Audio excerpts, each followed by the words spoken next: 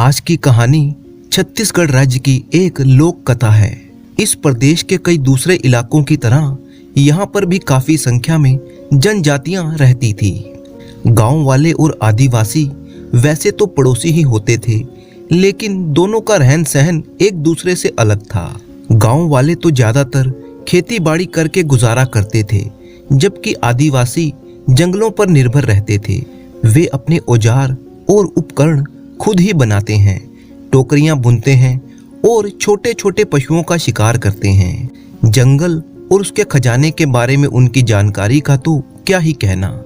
आदिवासियों की अपनी भाषा, अपने गीत और अपने नृत्य होते हैं। उनकी बाल सुलभ मासूमियत की वजह से शहर में रहने वाले लोग सोचते हैं कि उन्हें आसानी से मूर्ख बनाया जा सकता है, लेकिन कभी कभी ऐसा सोचना संकट में भी डाल सकता है, जैसा कि छत्तीसगढ़ के एक व्यापारी के साथ हुआ था। चंपक लाल नाम का ये व्यापारी रायपुर के ही पास एक गांव में रहता था। उसका घर गांव के आला घरों में गिना जाता था।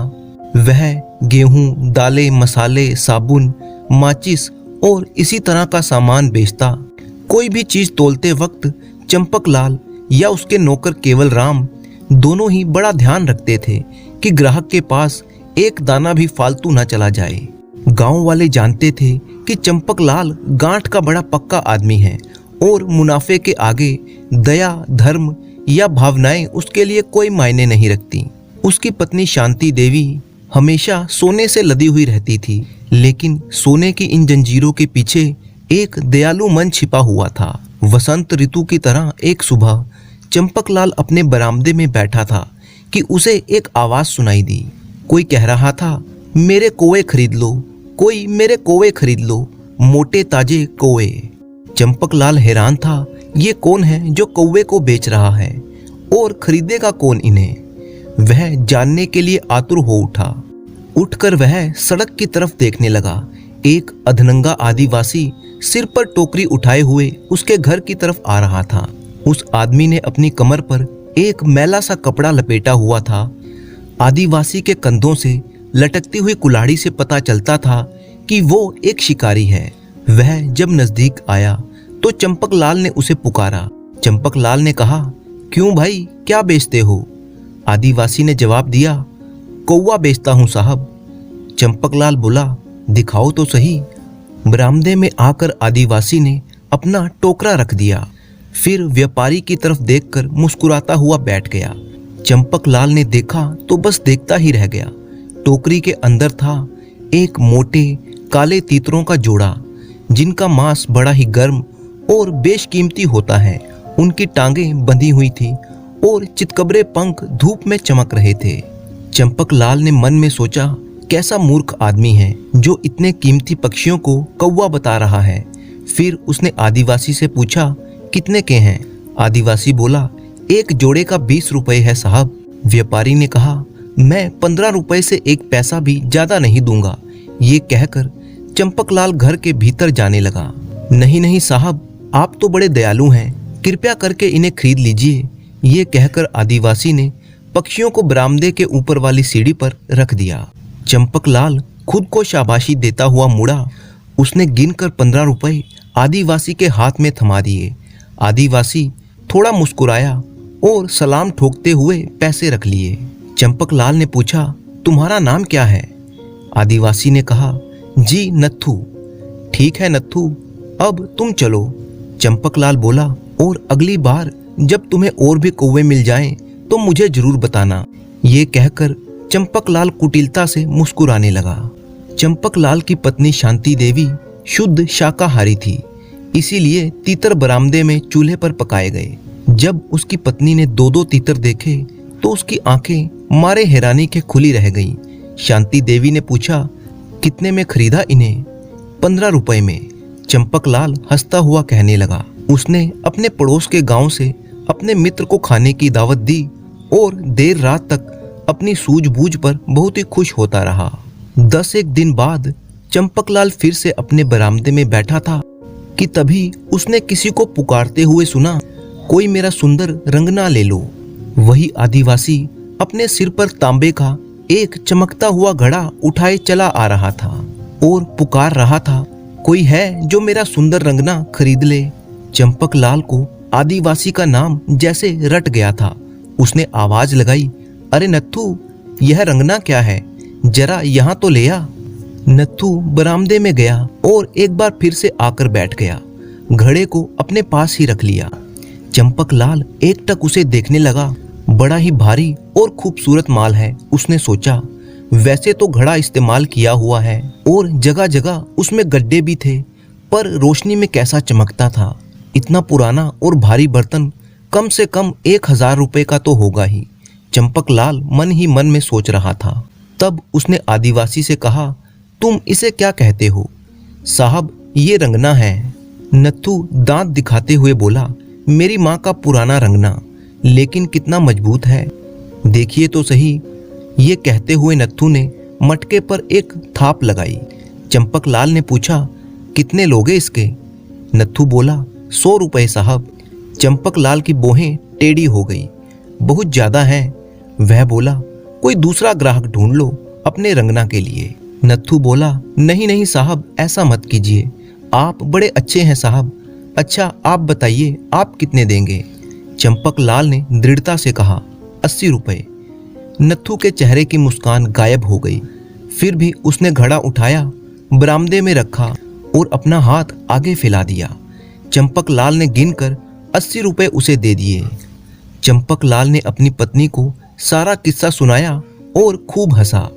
शांति देवी बार बार रंगना घुमाकर देखती जाती और हैरान होती जाती, लेकिन उसे उसमें कोई भी कमी नजर न आई। वो बोली, ये तो मोती है जो तुम्हें कोड़ियों के भाव मिल गया।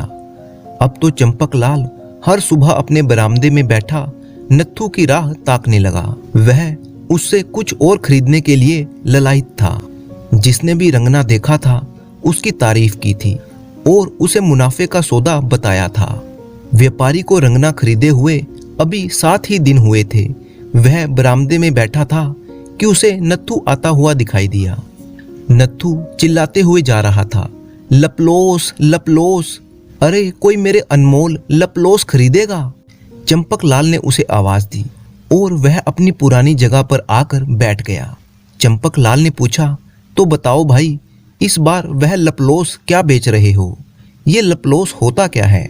देखिए साहब, आपने ऐसे अनमोल लपलोस पहली बार देखे होंगे। ये कहते हुए नत्थू ने एक चमड़े की पोटली निकाली। उसने पोटली उलट दी और एक एक करके चमचमाते हीरों का ढेर लग गया। चंपक लाल हक्का बक्का रह गया। हीरों की चमक चौंधिया देने वाली थी। कुल 22 हीरे थे, कुछ मटर के दानों जितने छोटे, कुछ कंचों के जितने बड़े। चंपक लाल का मुंह सूख रहा था। वह किसी तरह बोला, कितने कितने पैसे हैं इन लपलोसों के? नत्थू पलक झपकाए बिना बोला, 10 लाख रुपए साहब। क्या 10 लाख? ये तो बहुत ज्यादा है। चंपक लाल ने अभी कहना शुरू ही किया था कि नत्थू ने उसे बीच में ही चुप करा दिया। ठीक है, पर मैं एक पैसा भी कम नहीं लूंगा। लपलोस मेरे अकेले के नहीं, सारे कबीले के हैं और मुझे लौटकर सबको उनका हिस्सा देना है। चंपक लाल सोचने लगा, छत्तीसगढ़ में हीरों की खदानें तो है ही, लेकिन सबको खोदा नहीं गया है। इन आदिवासियों को जंगल का कोना कोना मालूम है। हो सकता है कि वे कई सालों से ये दौलत जमा कर रहे हों। फिर चंपक लाल को नत्थू की हीरो का सही दाम आंकने की काबिलियत का भी तो पता है। वह सोचने लगा, अगर ये मूर्ख नत्थू 1000 रुपए का घड़ा सिर्फ 80 रुपए में बेच सकता है, तो जो हीरे ये 10 लाख के बेच रहा है उनकी असली कीमत क्या होगी? चंपक लाल का दिमाग ये सोचकर चकरा गया। उसने फैसला कर लिया था। वो बोला, अच्छा ठीक है, मैं तुम्हारे लपलोस खरीद लूंगा, लेकिन मुझे इतने रुपए इकट्ठा करने के लिए समय तो दो। नत्थू बोला, साहब आप कितने अच्छे हैं, कितने दयालु हैं। मैं अपनी पत्नी के मामा से मिलकर शाम तक यहीं पर लौटूंगा। ये कहकर नत्थू वहां से चला गया। उस दिन चंपक लाल ने अपना सारा सामान, जमा पूंजी, पत्नी के अधिकांश गहने बेच डाले और नत्थू के आने से कुछ समय पहले ही उसने 10 लाख रुपए जुटा लिए। और जब नत्थू वहां पर आया तो नत्थू के दांत भी चमक रहे थे और हीरे भी। सांझ हो चुकी थी। दीपक की रोशनी में हीरे चमचमा रहे थे। चंपक लाल ने हीरे गिने, उन्हें ठोक बजाकर देखा और फिर पैसे दे दिए। आदिवासी ने पैसों को कपड़े में बांधा और अपनी कुल्हाड़ी के साथ उसे भी अपने कंधों पर लटका लिया। फिर उसने चंपक लाल को सलाम बजाया और घने जंगल में गायब हो गया। हीरे लेकर चंपक लाल बहुत ही खुश था। मारे खुशी के उसे उस रात नींद ही नहीं आ रही थी। वह सारी रात करवटें बदलता रहा और सोच रहा था कि सुबह जब वो ये हीरे बेचेगा तो एक ही झटके में करोड़पति बन जाएगा। चंपक लाल सुबह जल्दी से तैयार हुआ और अपनी पत्नी को बताकर वह शहर के लिए निकल गया। शहर में पहुंचकर चंपक लाल एक जोहरी की दुकान पर पहुंचा।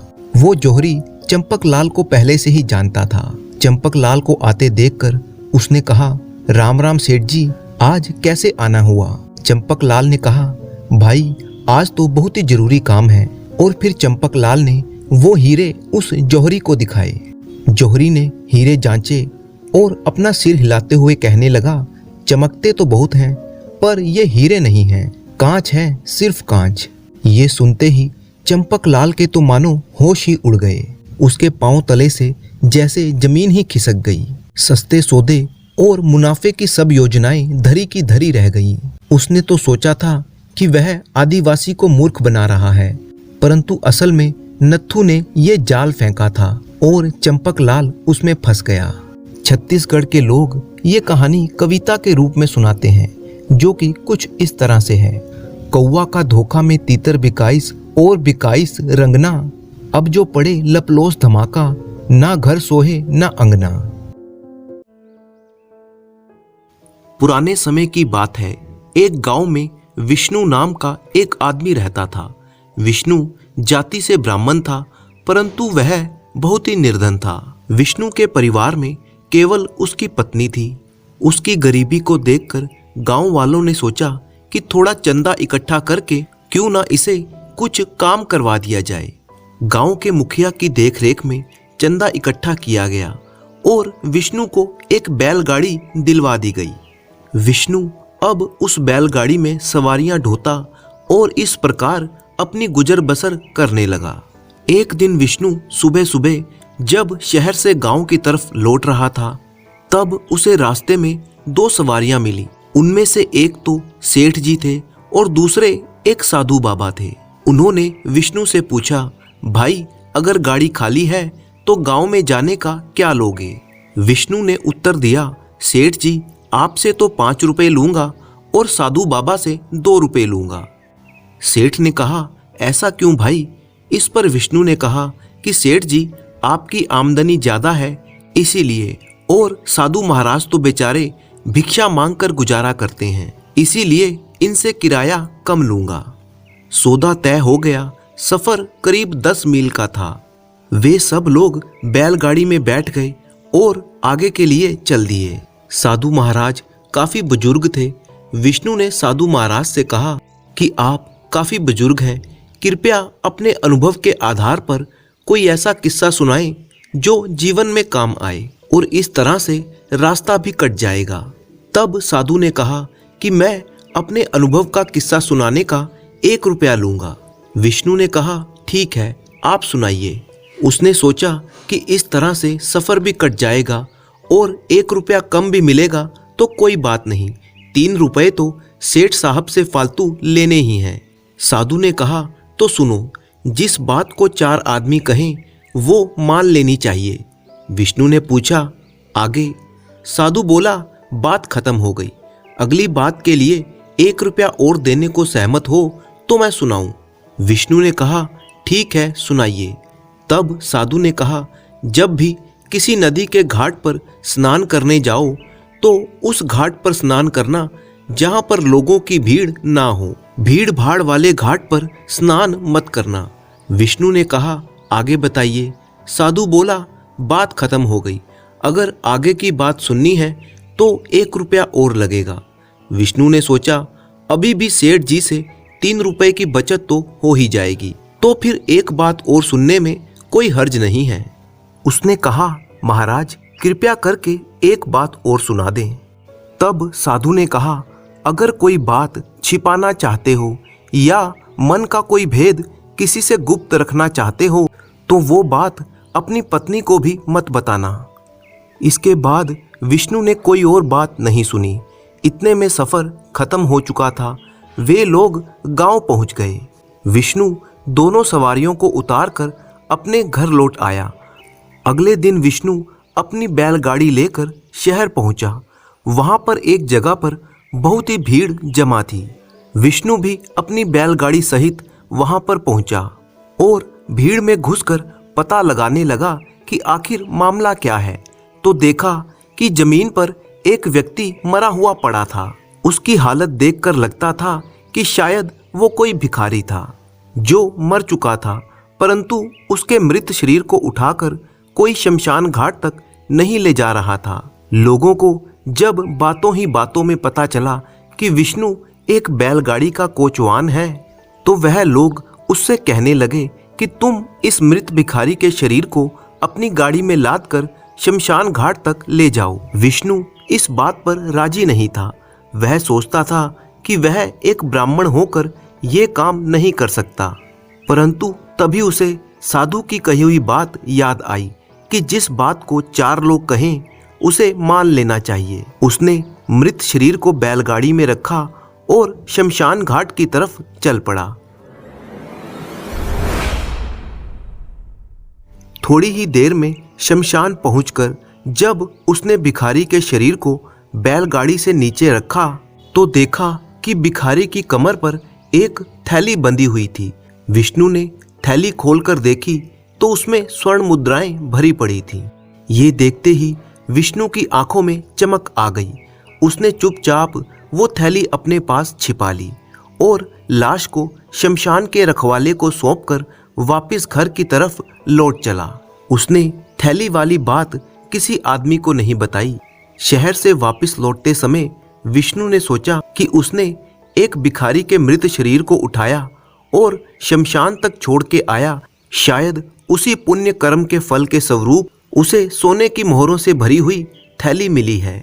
साथ ही साथ उसे लगा कि ये सब क्रियाकर्म करने के बाद उसे स्नान कर लेना चाहिए। उसने बैलगाड़ी नदी के घाट की तरफ मोड़ दी। नदी के घाट पर पहुंचकर उसने देखा कि वहां पर पहले से ही काफी लोग मौजूद थे। विष्णु ने स्नान करने का निश्चय किया कि तभी उसे साधु की कही हुई दूसरी बात याद आई कि यदि नदी में स्नान करना हो तो लोगों की भीड़ से दूर ऐसे घाट पर स्नान करना जहां पर कोई ना हो। वह बैलगाड़ी को हाँककर थोड़ी दूर आगे ले गया। एक ऐसी जगह पर जहां पर लोगों की भीड़ नहीं थी, वहां उसने बैलगाड़ी रोकी और नदी में स्नान किया। फिर वह वापस अपनी यात्रा पर चल पड़ा। संध्या के समय जब वह अपने घर पहुंचा और उसने अपनी मोहरों की थैली को देखा तो वह उसके पास नहीं थी। तब विष्णु को याद आया कि नदी पर नहाते समय जब उसने कपड़े उतारे थे तो वो मोहरों की थैली भी वहीं पर रख दी थी, परंतु बाद में वो थैली उठाना भूल गया था। अब रात हो चुकी थी, इसीलिए वापस जाकर थैली ढूंढना संभव नहीं था। उसने ये बात अपनी पत्नी को नहीं बताई क्योंकि उसे साधु की तीसरी बात याद आ गई कि अगर किसी बात को गुप्त रखना हो तो उसे अपनी पत्नी को भी मत बताना। सारी रात विष्णु ने बड़ी ही बेचैनी से काटी और अपनी भूल पर पछतावा करता रहा। सुबह उठते ही वह जल्दी जल्दी उसी नदी के घाट पर जाने के लिए तैयार हुआ। पत्नी ने पूछा, आज इतनी जल्दी क्यों जा रहे हो? परंतु विष्णु ने उसे असली बात नहीं बताई और कहा कि किसी जरूरी काम से एक सवारी को शहर पहुंचाना है।